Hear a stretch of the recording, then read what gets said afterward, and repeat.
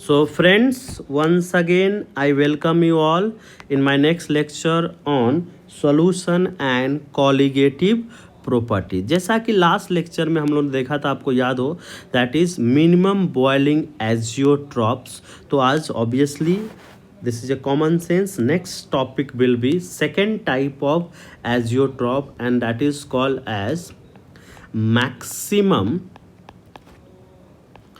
maximum boiling azeotrope. This is called as azeotropes. तो ये हम लोग देखेंगे, तो इसको फिर से समझा दूंगा। मैक्सिमम बॉइलिंग एजियोट्रॉप्स, अब इसका मीनिंग क्या होगा कि बॉइलिंग पॉइंट क्या हो जाएगा, ज़्यादा हो जाएगा। बॉइलिंग पॉइंट ज़्यादा होने का मतलब क्या हुआ कि मॉलिक्यूल के बीच में फोर्स ऑफ अट्रैक्शन इंक्रीज होना, और मॉलिक्यूल के बीच में फोर्स ऑफ अट्रैक्शन इंक्रीज होने का क्या मतलब है, निगेटिव डेविएशन आना। आप एक बार डेविएशन वाला पार्ट फिर से कर लीजिए। Okay, again I repeat, maximum boiling का मतलब बॉइलिंग पॉइंट इंक्रीज होना। बॉइलिंग पॉइंट इंक्रीज होना मतलब मॉलिक्यूल के बीच में फोर्स ऑफ अट्रैक्शन क्या होना, इंक्रीज होना। और मॉलिक्यूल के बीच में फोर्स ऑफ अट्रैक्शन इंक्रीज होने का क्या मतलब है, solution will show negative deviation, और इस केस में वेपर प्रेशर क्या हो जाता है, कम जाता है। तो ये सिर्फ याद रखने का टेक्निक बताया कि कैसे गलती से आप भूल जाए मैक्सिमम बॉइलिंग का क्या मीनिंग है, मिनिमम बॉइलिंग का क्या मीनिंग है। तो जो मैंने बोला टेम्परेचर से रिलेट करने आना चाहिए, आपका काम हो जाएगा। तो क्या करेंगे, देखिए, this is the non ideal solution. ये अगेन किसके रिस्पेक्ट में बात करते हैं, non ideal solution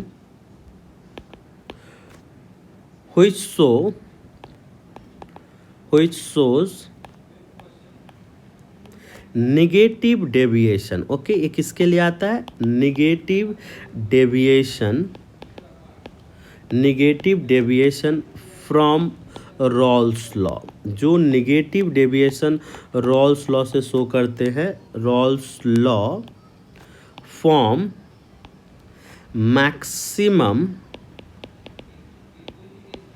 maximum boiling azeotropes. So ये चीज़ आप ध्यान रखेंगे। ओके, तो यहाँ से क्या हो जाएगा, vapour pressure of the mixture will be what, more और लेस। तो वेपर प्रेशर क्या हो जाएगा, वेपर प्रेशर अगर कंपोजिशन देखेंगे तो vapour pressure of mixture will be less than each component। मतलब जो कंपोनेंट होगा उससे इसका वेपर प्रेशर क्या हो जाएगा, लेस हो जाएगा। और दूसरा क्या हो जाएगा, boiling point of mixture will be more than each component. अब बॉइलिंग पॉइंट क्या आएगा, ईच कंपोनेंट से ज़्यादा आ जाएगा, ईच कंपोनेंट। ओके, तो ये चीज़ अपने को ध्यान में रखना है। तो इसका एग्जाम्पल एक आपको याद रखना है, एनसीईआरटी में दिया हुआ है, इसलिए बहुत इंपॉर्टेंट है example, HNO3 and water. Again important है एग्जाम्पल, याद रखना। ओके, तो चलिए हम लोग कर्व देख लेते हैं। आपको डायग्राम बताया था ऑलरेडी, प्रीवियस क्लास में हम लोग बहुत कुछ एक्सप्लेन कर चुके हैं। सिर्फ आप आज इस बार ग्राफ देख लीजिए। तो हम लोग ग्राफ कौन सा देखेंगे, सबसे पहले ग्राफ देखेंगे that is vapour pressure composition, ये देखेंगे ग्राफ। फिर टेम्परेचर वाला ग्राफ भी देखेंगे। तो वेपर प्रेशर कंपोजिशन में पहले ही मैंने बोला ये निगेटिव डेविएशन वाला केस है, और निगेटिव डेविएशन में वेपर प्रेशर क्या हो जाता है, कम हो जाता है। ये सब आपको याद रखना पड़ेगा, और याद रखने के लिए समझ गए तो याद रखने की जरूरत है। तो निगेटिव डेविएशन में क्या होता है, वेपर प्रेशर कम हो जाता है। तो मान लीजिए एक का वेपर प्रेशर यहाँ पे दिया हुआ है, ए कंपोनेंट का, और एक दूसरे का यहाँ पे दिया हुआ है, ए वेपर प्रेशर दिया हुआ है। तो अगर आप ग्राफ देखिएगा, इसमें अगर ग्राफ हम लोग बनाते हैं ना, तो ग्राफ इस तरह से आता है। रफली ग्राफ आप देखिएगा तो ये इन दोनों से मान लीजिए, इन दोनों से कहीं तो यहाँ पे, तो ये इस तरह से डिप आता है ग्राफ में।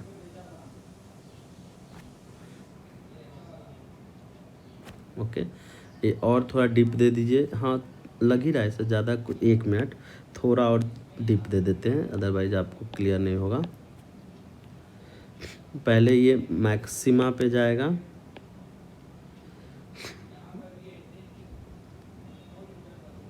और ये ऐसे आएगा, और ये इस तरह से बोल सकते हैं।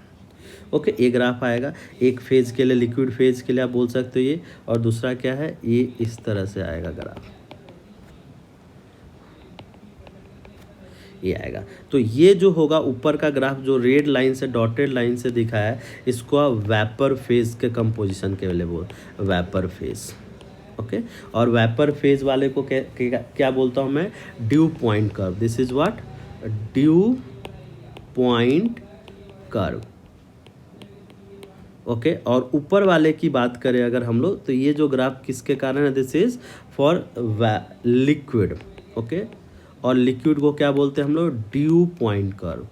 तो ड्यू पॉइंट कर्व, तो ये कर्व दोनों ड्यू पॉइंट एंड वेपर जहाँ पे मिल रहा है, इसी कर्व को हम लोग इसी पॉइंट पे बोलेंगे कि ये जो पॉइंट आ चुका है, इस पॉइंट पे हम लोग बोलेंगे कि जो मिक्सचर है, मिक्सचर ने क्या अटेंड कर लिया है, अटेंड नहीं कर लिया, एजियोट्रॉप बन गया।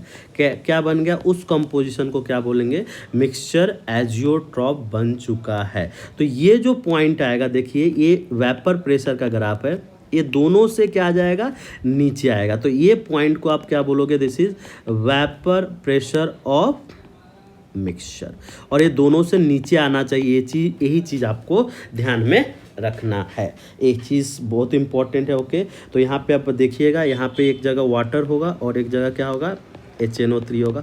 अगर एक एग्जांपल आप तौर पे लिए तो ग्राफ में क्या याद रखना है कि दोनों वेपर प्रेशर से नीचे आएगा, और एक कंपोजिशन आएगा जहाँ पे दोनों ग्राफ मीट करेगा, और उसी कंपोजिशन को हम लोग क्या बोलेंगे, एजियोट्रॉपिक मिक्सचर। ओके, तो चलिए जल्दी से टेम्परेचर वाला भी ग्राफ आपको बता देता मैं, फिर अपना काम ही समाप्त हो जाएगा। ओके, फिर 1-2 एग्जांपल्स करेंगे क्वेश्चन के तौर पे कि क्या क्वेश्चन यहाँ से पूछा जा सकता है। सो दिस इज टेम्परेचर, मतलब temperature composition diagram, temperature composition diagram. अब ये हम लोग देखने वाले, what is the temperature composition diagram.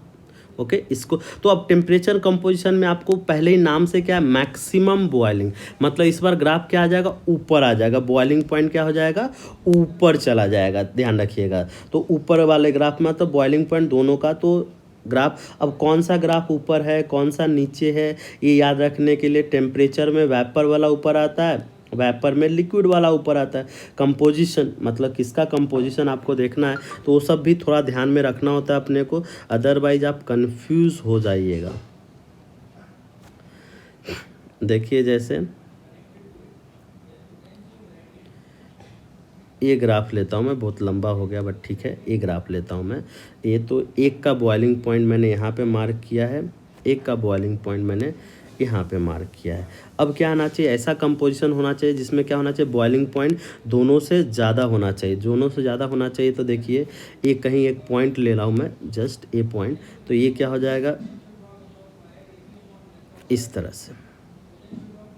Okay, और ये वाला ग्राफ क्या हो जाएगा, इसको आप इस तरह से दूसरे वेपर फेज का आप ग्राफ इस तरह से बना सकते हो। तो ये नीचे वाला क्या है, ये नीचे वाला ग्राफ क्या है, लिक्विड फेज का है, और ऊपर वाला ग्राफ किसका है, वेपर।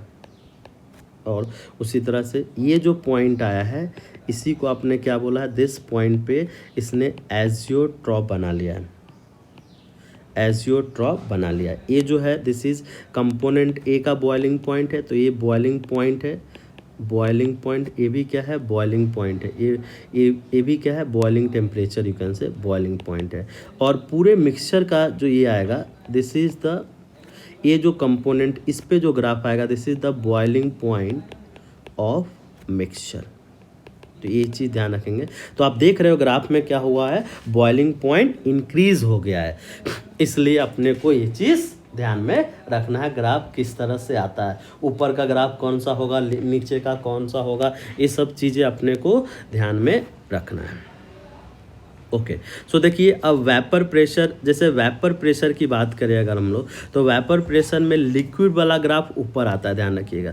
लिक्विड फेज वाला ग्राफ क्या होता है, ऊपर आता है, लिक्विड फेज। तो लिक्विड फेज और मोल फ्रैक्शन की बात करते हैं हम लोग, तो मोल फ्रैक्शन में अगर आप देखोगे, मान लो कि याद कैसे रखना है, तो किसका ज़्यादा होगा मोल फ्रैक्शन, वेपर फेज। तो ये अगर आप देखिएगा, ये ग्राफ की अगर बात करेंगे, जब ग्राफ किस केस में हम लोग बात कर रहे हैं, ये कैसा केस है, निगेटिव डेविएशन वाला केस है। ये कैसा केस है, निगेटिव वाला डेविएशन वाला केस है। और निगेटिव डेविएशन में ग्राफ क्या हो जाता है, नीचे से आता है, मेन जो ग्राफ रहता है उससे क्या नीचे से आता है, तो इसलिए ये नीचे से गया है ग्राफ। तो ये चीज़ थोड़ा सा ध्यान में अपने को रखना है, बिकॉज कन्फ्यूजन हो सकता है ग्राफ में। आप एक बार अच्छे से समझ लीजिएगा तो कन्फ्यूजन बिल्कुल नहीं होगा कि कौन सा ग्राफ कहाँ पे आएगा, वेपर फेज का क्या होगा, लिक्विड फेज का क्या होगा। ओके, चलिए, थैंक यू।